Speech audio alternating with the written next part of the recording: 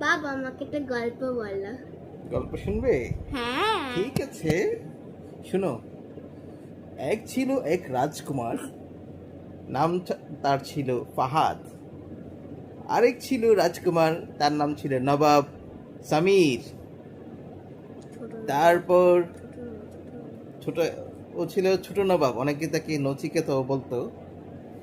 এবং ফাহাদ ছিল একটু ধুরন্ধর টাইপের একটা লোক। তারপর ফাহাদের এক প্রেমিকা ছিল, তার নাম ছিল হচ্ছে মেহরিন। ফাহাদ মেহরিনকে ছেকা দিল, দেওয়ার পর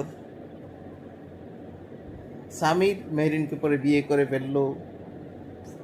তারপর হচ্ছে ফাহাদ বড়লোক হওয়ার জন্য রাজার এক মেয়েকে, নাম ছিল সারা, সরি সরি, কি ময়রা। সারা, এই আমার গল্প তুমি কেমনে জানলে? আমার গল্প তুমি কেমনে জানলে? এটা তুই এটা কি বলতেছিস? আমি রূপকথার গল্প বলছি, রাজা রানীর রূপকথার গল্প। কথা তাই না, তুই বলছিস সাবিয়ার গল্প বলতে। কি করে মেয়েটা? আমি তো একটা রূপকথার গল্প বলার চেষ্টা করলাম। তুমি কেমনে, কিভাবে তুমি জানলে এটা? কারণ তোর ফালতু বয়স আহ, আহ। না